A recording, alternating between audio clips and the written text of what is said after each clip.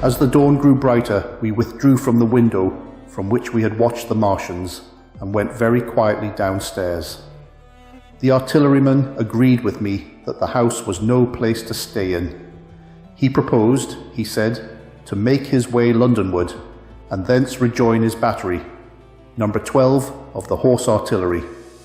My plan was to return at once to Leatherhead, and so greatly had the strength of the Martians impressed me that I had determined to take my wife to New Haven and go with her out of the country forthwith. For I already perceived clearly that the country about London must inevitably be the scene of a disastrous struggle before such creatures as these could be destroyed.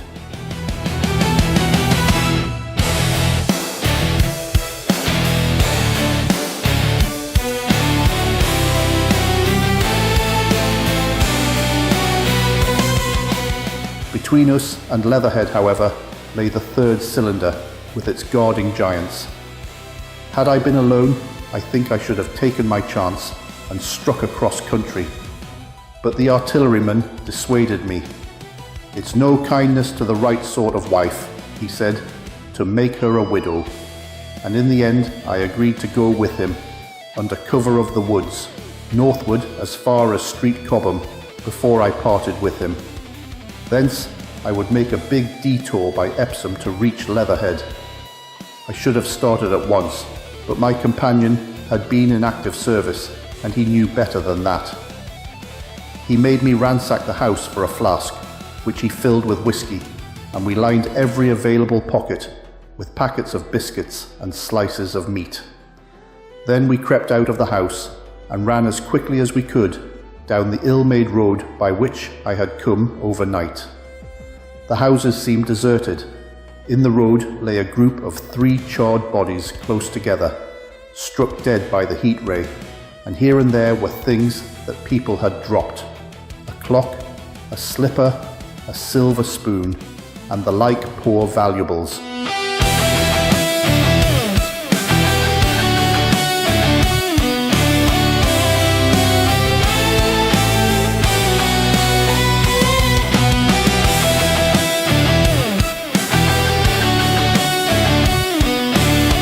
At the corner, turning up towards the post office, a little cart, filled with boxes and furniture, and horseless, heeled over on a broken wheel.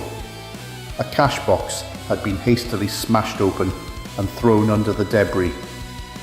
Except the lodge at the orphanage, which was still on fire, none of the houses had suffered very greatly here. The heat ray had shaved the chimney tops and passed. Yet, save ourselves, there did not seem to be a living soul on Maybury Hill.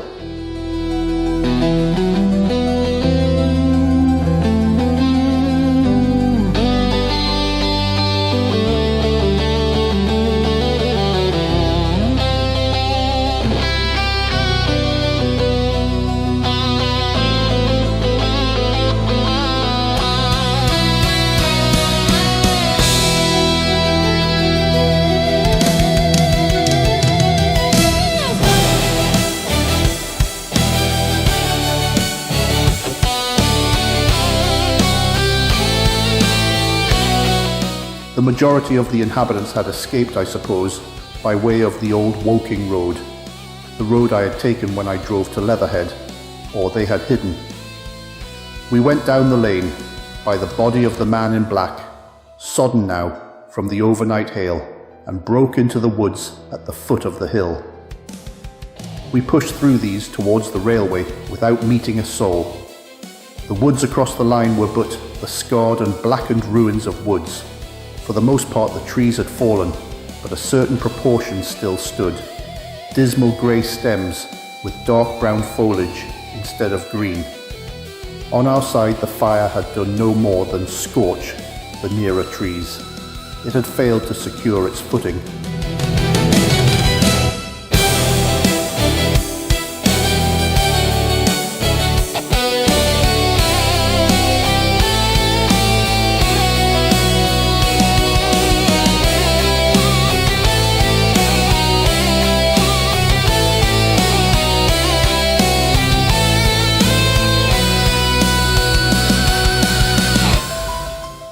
In one place, the woodman had been at work on Saturday.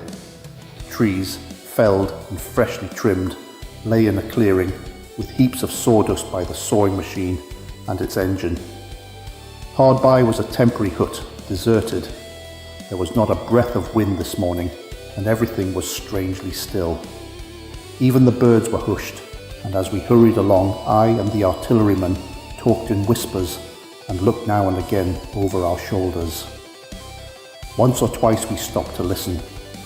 After a time we drew near the road, and as we did so we heard the clatter of hooves and saw through the tree stems 3 cavalry soldiers riding slowly towards Woking. We hailed them, and they halted while we hurried towards them. It was a lieutenant and a couple of privates of the 8th Hussars, with a stand like a theodolite, which the artilleryman told me was a heliograph. "You are the first men I've seen coming this way this morning," said the lieutenant. "What's brewing?"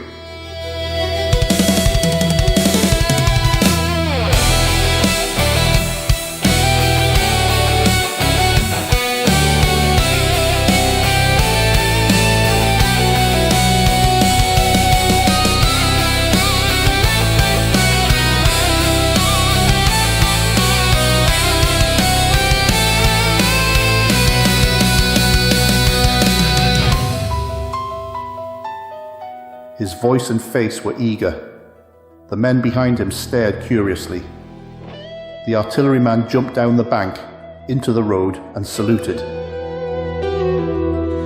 A clock, a slipper, a silver spoon, and the like poor valuables, little cart filled with boxes and furniture, horseless heeled over on a broken wheel. A cash box had been hastily smashed open and thrown under the debris.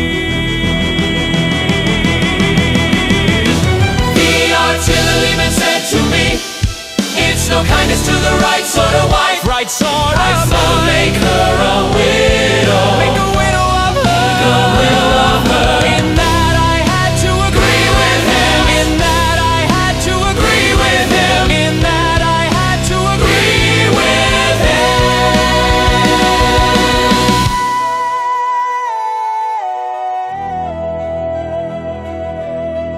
"Gun destroyed last night, sir. Have been hiding, trying to rejoin battery, sir. You'll come in sight of the Martians, I expect, about half a mile along this road." "What the dickens are they like?" asked the lieutenant. "Giants in armour, sir.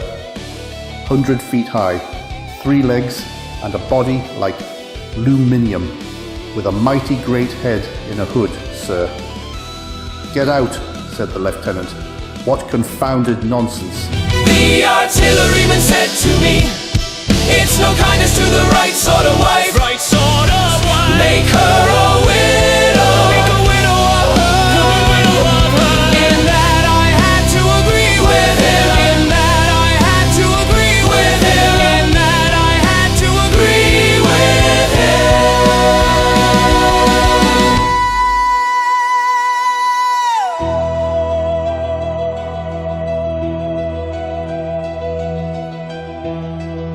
A clock, a slipper, a silver spoon, and the like poor valuables, little cart filled with boxes and furniture, horseless heeled over on a broken wheel. A cash box had been hastily smashed open and thrown under the debris.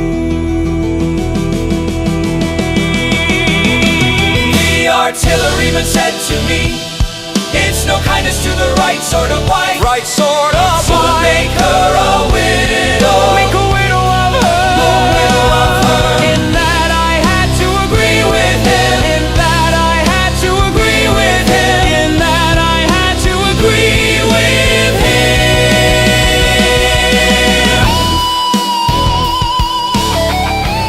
"You'll see, sir.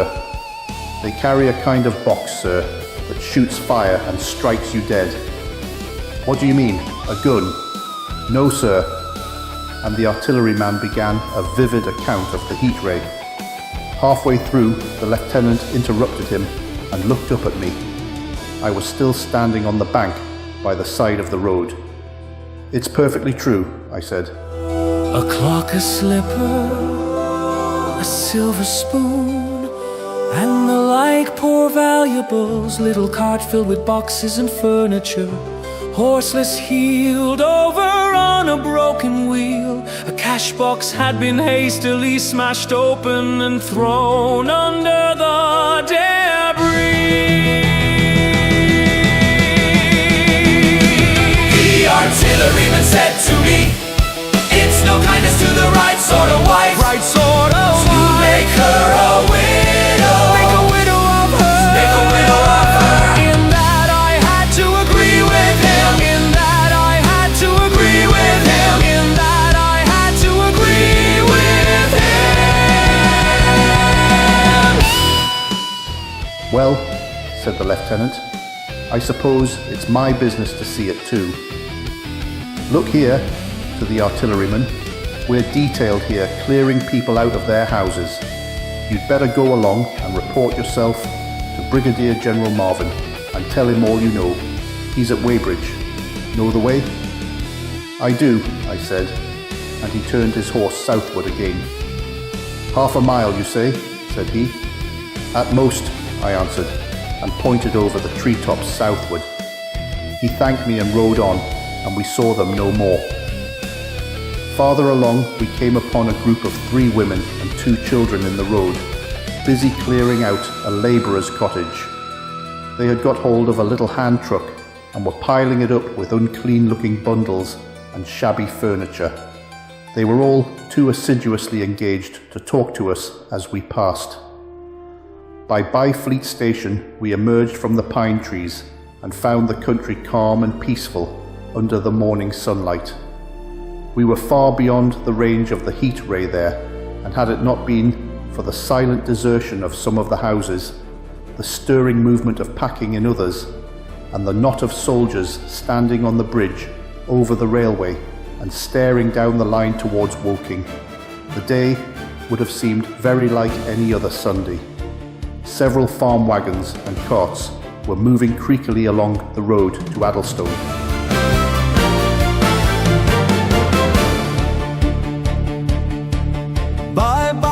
Station we emerged from the pine trees. Byfleet, Byfleet, Byfleet, moving creakily along the road to Addlestone. Addlestone, Addlestone, Addlestone.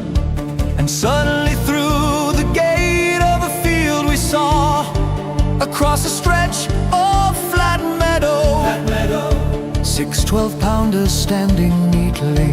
The gunner stood by the guns waiting. The gunner stood by the guns waiting. The gunner stood by the guns waiting. And suddenly, through the gate of a field, we saw, across a stretch of flat meadow, 6 12-pounders standing neatly at equal distances, pointing towards Woking. By Byfleet Station we emerged from the pine trees. Byfleet, Byfleet, Byfleet, moving creakily along the road to Addlestone. Addlestone, Addlestone, Addlestone. And suddenly through the gate of a field we saw, across a stretch of flat meadow, 6 12-pounders standing neatly. The gunner stood by the guns waiting. The gunner stood by the guns waiting. The gunner stood by the guns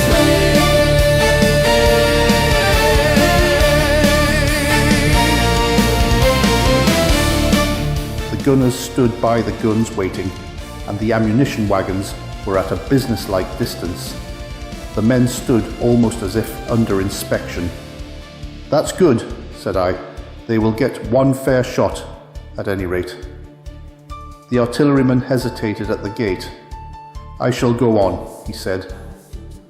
Farther on towards Weybridge, just over the bridge, there were a number of men in white fatigue jackets, throwing up a long rampart and more guns behind. "It's bows and arrows against the lightning anyhow," said the artilleryman. "They haven't seen that fire beam yet." The officers who were not actively engaged stood and stared over the treetops southwestward, and the men digging would stop every now and again to stare in the same direction. Byfleet was in a tumult, people packing, and a score of hussars, some of them dismounted, some on horseback, were hunting them about. 3 or 4 black government wagons with crosses in white circles and an old omnibus, among other vehicles, were being loaded in the village street.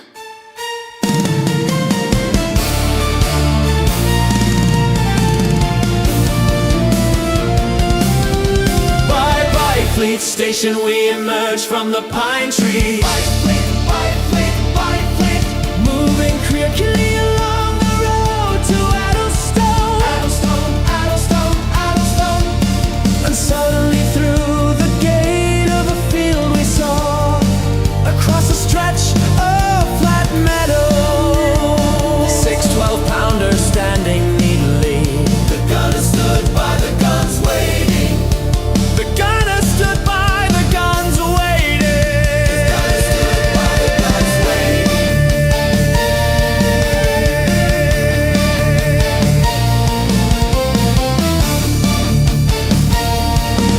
There were scores of people, most of them sufficiently sabbatical to have assumed their best clothes. The soldiers were having the greatest difficulty in making them realize the gravity of their position. We saw one shriveled old fellow with a huge box and a score or more of flower pots containing orchids, angrily expostulating with the corporal who would leave them behind. By Byfleet station we emerge from the pine trees. Byfleet. Moving creakily along the road to Addlestone. Addlestone. And suddenly through the gate of a field we saw, across a stretch of flat meadow, 6 12-pounders standing neatly. The gunner stood by the guns waiting. The gunner stood by the guns waiting. The gunner stood by the guns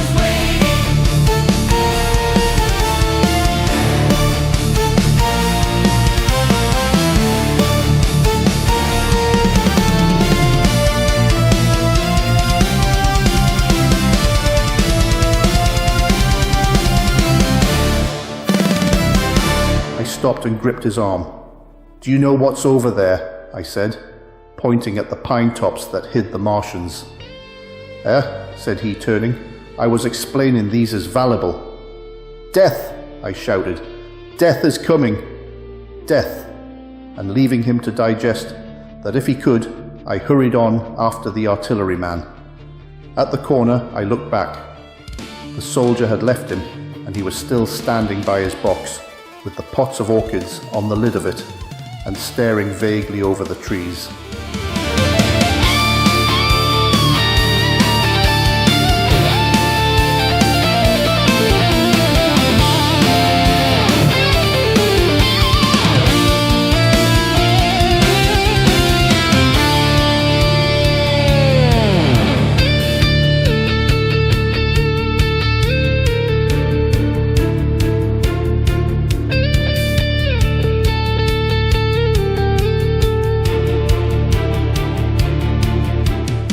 No one in Weybridge could tell us where the headquarters were established. The whole place was in such confusion as I had never seen in any town before. Carts, carriages everywhere, the most astonishing miscellany of conveyances and horseflesh. The respectable inhabitants of the place, men in golf and boating costumes, wives prettily dressed, were packing, riverside loafers energetically helping, children excited and, for the most part, highly delighted at this astonishing variation of their Sunday experiences.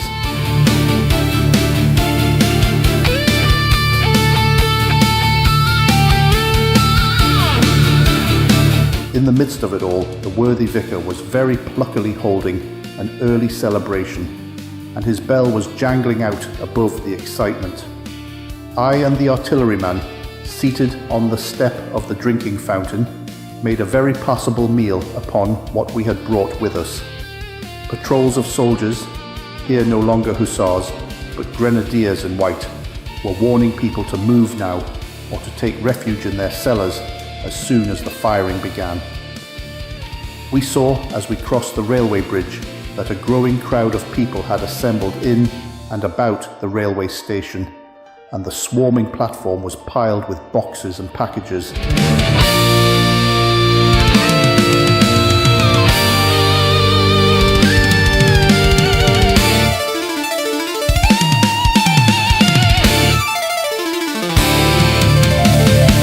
The ordinary traffic had been stopped, I believe, in order to allow of the passage of troops and guns to Chertsey, and I have heard since that a savage struggle occurred for places in the special trains that were put on at a later hour. We remained at Weybridge until midday, and at that hour we found ourselves at the place near Shepperton Lock, where the Wey and Thames join. Part of the time we spent helping two old women to pack a little cart. The Wey has a treble mouth, and at this point boats are to be hired, and there was a ferry across the river. On the Shepperton side was an inn with a lawn, and beyond that the tower of Shepperton Church. It has been replaced by a spire rose above the trees. Here we found an excited and noisy crowd of fugitives.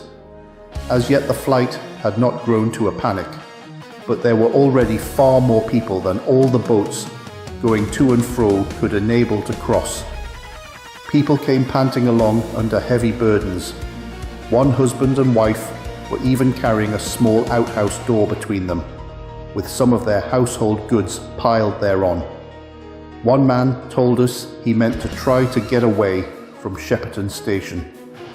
There was a lot of shouting, and one man was even jesting. The idea people seemed to have here was that the Martians were simply formidable human beings who might attack and sack the town, to be certainly destroyed in the end. Every now and then people would glance nervously across the way at the meadows towards Chertsey, but everything over there was still. Across the Thames, except just where the boats landed, everything was quiet, in vivid contrast with the Surrey side. The people who landed there from the boats went tramping off down the lane. The big ferry boat had just made a journey. 3 or 4 soldiers stood on the lawn of the inn, staring and jesting at the fugitives without offering to help. The inn was closed, as it was now within prohibited hours.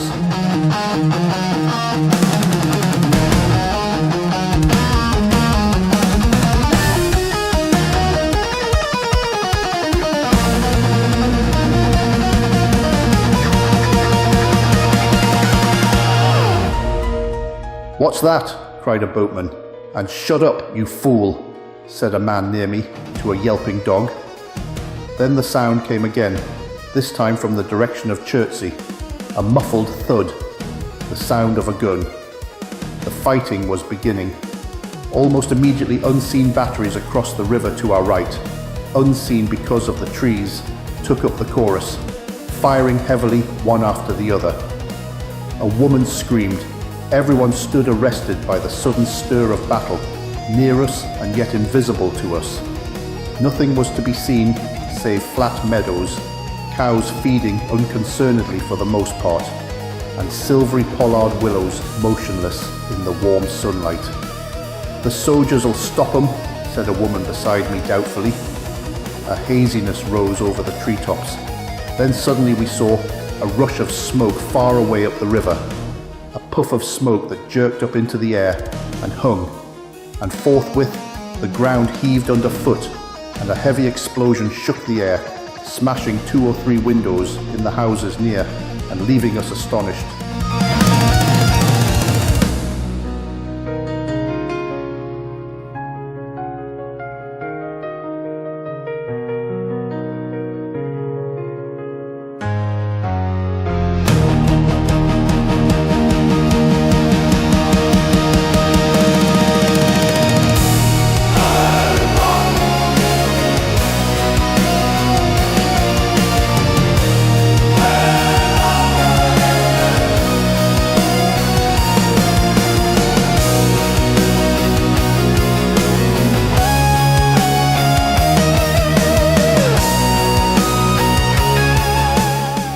"Here they are," shouted a man in a blue jersey.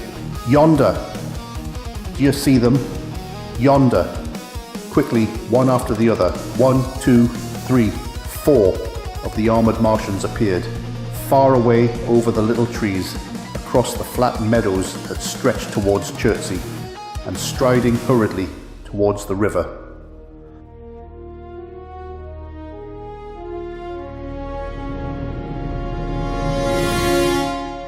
It was the battle of Weybridge and Shepperton.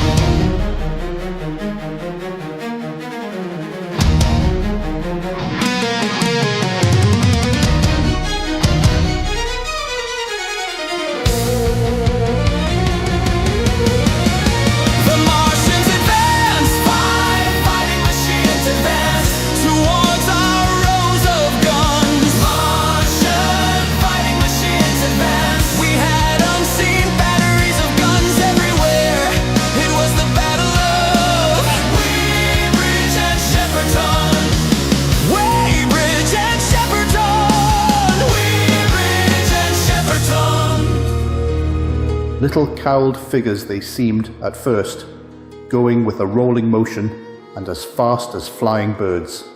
Then, advancing obliquely towards us, came a fifth. Their armoured bodies glittered in the sun as they swept swiftly forward upon the guns, growing rapidly larger as they drew nearer. One on the extreme left, the remotest that is, flourished a huge case high in the air, and the ghostly, terrible heat ray I had already seen on Friday night smote towards Chertsey and struck the town.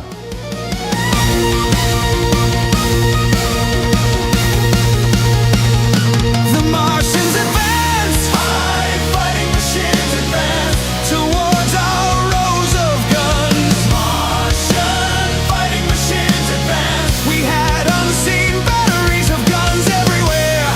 It was the battle of Weybridge and Shepperton. Weybridge and Shepperton. Weybridge and Shepperton. At sight of these strange, swift, and terrible creatures, the crowd near the water's edge seemed to me to be, for a moment, horror-struck. There was no screaming or shouting, but a silence. Then a hoarse murmur and a movement of feet, a splashing from the water.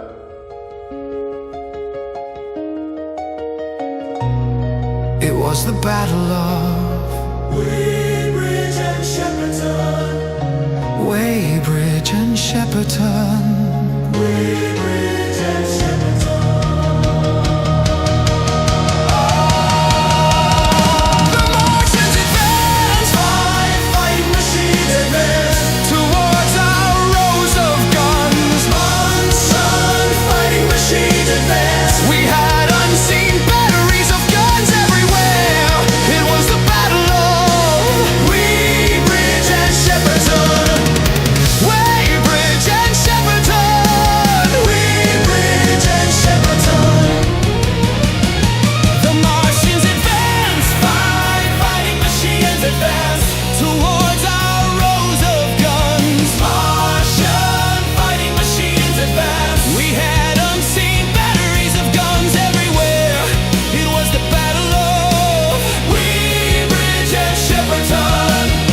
Weybridge and Shepperton. Weybridge and Shepperton. A man, too frightened to drop the portmanteau he carried on his shoulder, swung round and sent me staggering with a blow from the corner of his burden. A woman thrust at me with her hand and rushed past me. I turned with the rush of the people, but I was not too terrified for thought. The terrible heat ray was in my mind. To get underwater. That was it. "Get underwater," I shouted, unheeded. I faced about again and rushed towards the approaching Martian, rushed right down the gravelly beach and headlong into the water.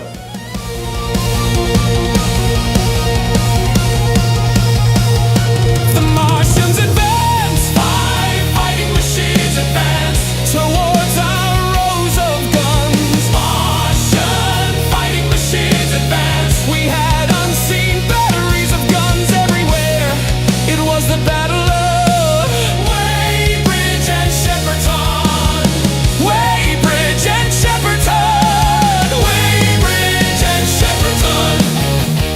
Others did the same. A boatload of people putting back came leaping out as I rushed past. The stones under my feet were muddy and slippery, and the river was so low that I ran perhaps 20 feet, scarcely waist deep.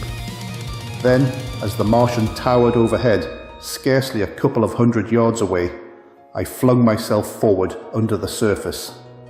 It was the Battle of Weybridge and Shepperton. Weybridge and Shepperton. Weybridge and Shepperton.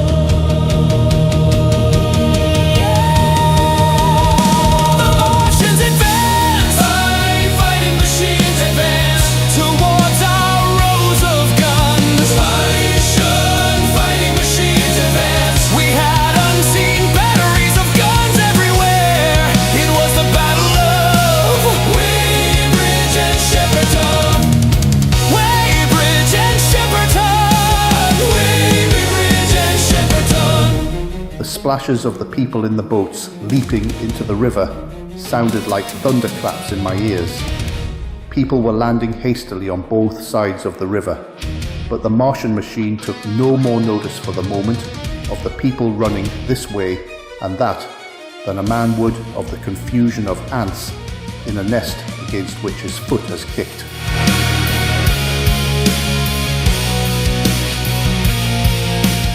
When, half suffocated, I raised my head above water, the Martian's hood pointed at the batteries that were still firing across the river, and as it advanced, it swung loose what must have been the generator of the heat ray.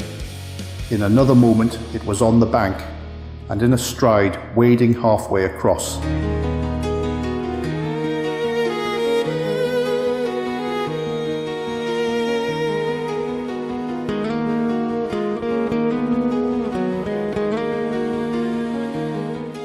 The knees of its foremost legs bent at the farther bank, and in another moment it had raised itself to its full height again, close to the village of Shepperton. Forthwith, the 6 guns which, unknown to anyone on the right bank, had been hidden behind the outskirts of that village, fired simultaneously.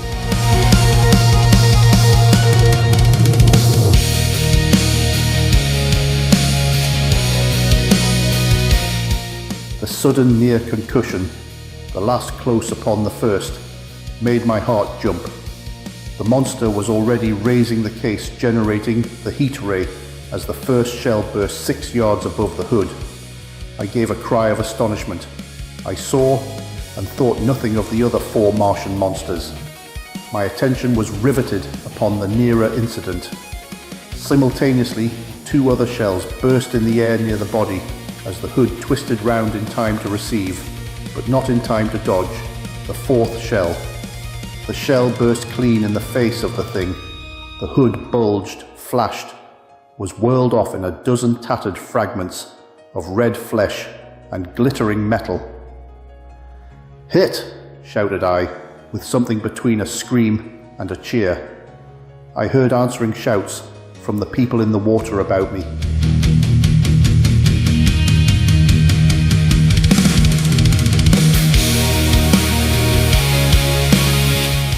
I could have leaped out of the water with that momentary exultation.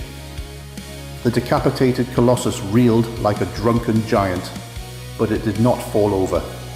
It recovered its balance by a miracle, and no longer heeding its steps, and with the camera that fired the heat ray now rigidly upheld, it reeled swiftly upon Shepperton. The living intelligence, the Martian within the hood, was slain and splashed to the 4 winds of heaven, and the thing was now but a mere intricate device of metal whirling to destruction. It was the Battle of Weybridge and Shepperton.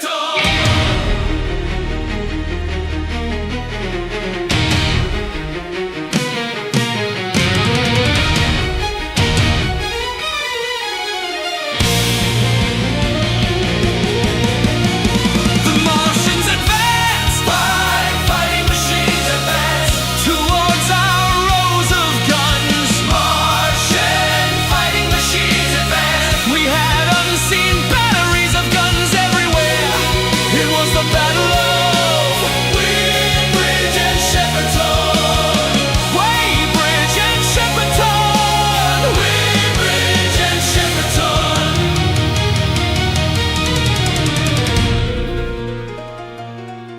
It drove along in a straight line, incapable of guidance. It struck the tower of Shepperton Church, smashing it down as the impact of a battering ram might have done, swerved aside, blundered on, and collapsed with tremendous force into the river out of my sight. A violent explosion shook the air, and a spout of water, steam, mud, and shattered metal shot far up into the sky. As the camera of the heat ray hit the water, the latter had immediately flashed into steam. The Martians advance, fighting machines advance towards our rows of guns. Martian fighting machines advance. We had unseen batteries of guns everywhere.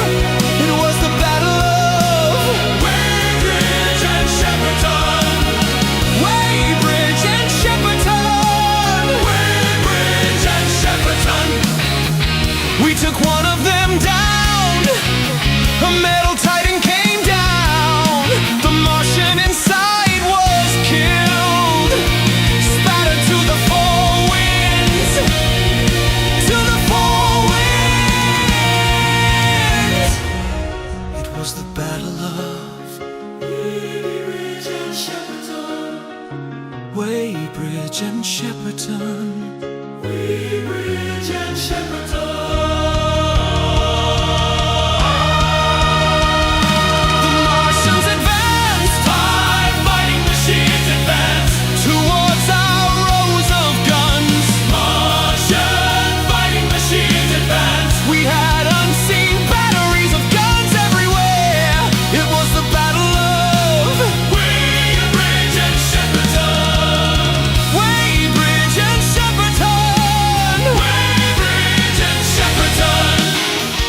In another moment, a huge wave, like a muddy tidal bore, but almost scaldingly hot, came sweeping round the bend upstream.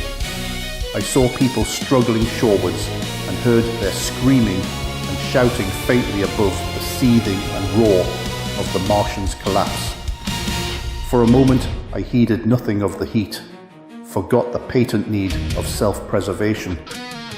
I splashed through the tumultuous water, pushing aside a man in black to do so, until I could see round the bend.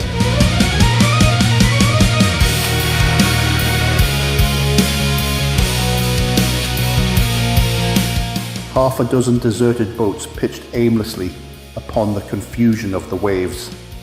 The fallen Martian came into sight downstream, lying across the river, and for the most part submerged.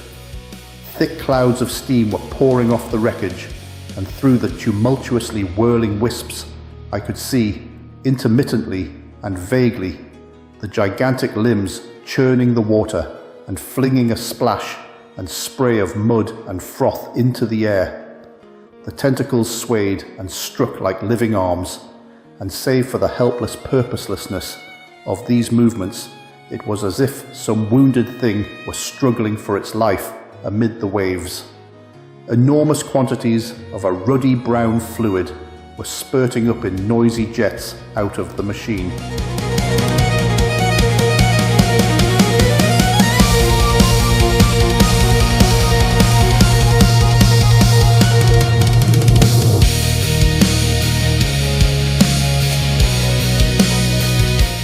My attention was diverted from this death flurry by a furious yelling, like that of the thing called a siren in our manufacturing towns.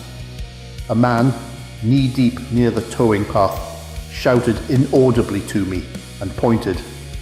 Looking back, I saw the other Martians advancing with gigantic strides down the riverbank from the direction of Chertsey. The Shepperton guns spoke this time unavailingly.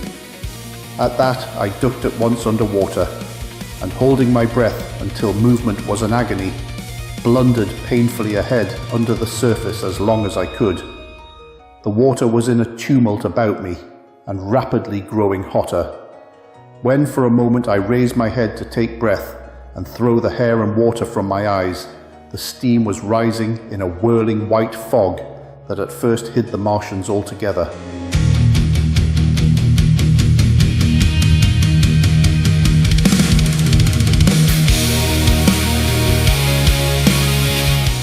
noise was deafening. Then I saw them dimly, colossal figures of grey, magnified by the mist. They had passed by me, and two were stooping over the frothing, tumultuous ruins of their comrade. The third and fourth stood beside him in the water, one perhaps 200 yards from me, the other towards Laleham. The generators of the heat rays waved high, and the hissing beams smote down this way and that. It was the battle of Weybridge and Shepperton. The air was full of sound, a deafening and confusing conflict of noises. The clangorous din of the Martians, the crash of falling houses, the thud of trees, fences, sheds flashing into flame, and the crackling and roaring of fire. Towards our rows of guns, Martian fighting machines advance. We had unseen batteries of guns everywhere. It was the battle of Weybridge and Shepperton. Weybridge and Shepperton. Weybridge and Shepperton. Dense black smoke was leaping up to mingle with the steam from the river, and as the heat ray went to and fro over Weybridge, its impact was marked by flashes of incandescent white that gave place at once to a smoky dance of lurid flames. The nearer houses still stood intact, awaiting their fate, shadowy, faint and pallid in the steam, with the fire behind them going to and fro. For a moment perhaps I stood there, breast high in the almost boiling water, dumbfounded at my position, hopeless of escape. The Martians advance, fighting machines advance towards our rows of guns. Martian fighting machines advance. We had unseen batteries of guns everywhere. It was the battle of Weybridge and Shepperton. Weybridge and Shepperton. Weybridge and Shepperton. We took one of them down. A metal titan came down. The Martian inside was killed. Spattered to the four winds. To the four winds. It was the battle of Weybridge and Shepperton. Weybridge and Shepperton. Weybridge and Shepperton. The Martians advanced, fighting machines advanced towards our rows of guns. Martian fighting machines advanced. We had unseen batteries of guns everywhere. It was the battle of Weybridge and Shepperton. Weybridge and Shepperton. Weybridge and Shepperton.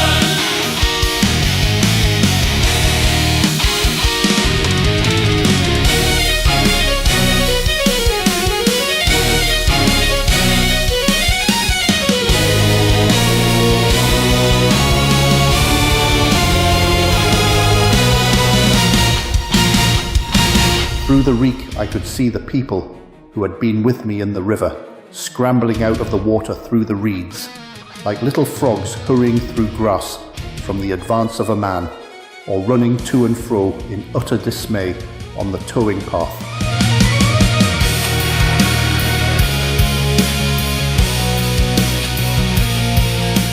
Then suddenly the white flashes of the heat ray came leaping towards me.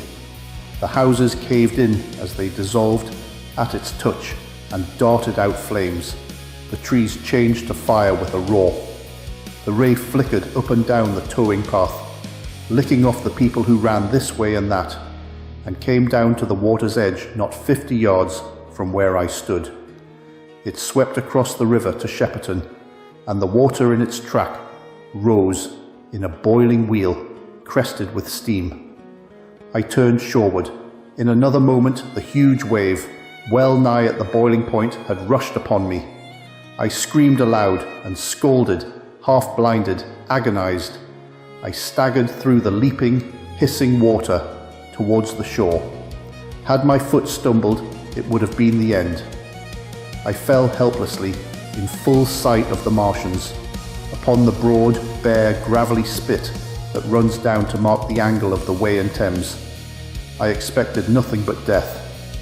I have a dim memory of the foot of a Martian coming down within a score of yards of my head, driving straight into the loose gravel, whirling it this way and that and lifting again, of a long suspense, and then of the four, carrying the debris of their comrade between them, now clear and then presently faint through a veil of smoke, receding interminably, as it seemed to me, across a vast space of river and meadow.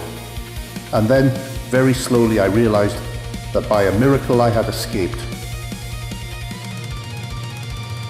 By a miracle I survived.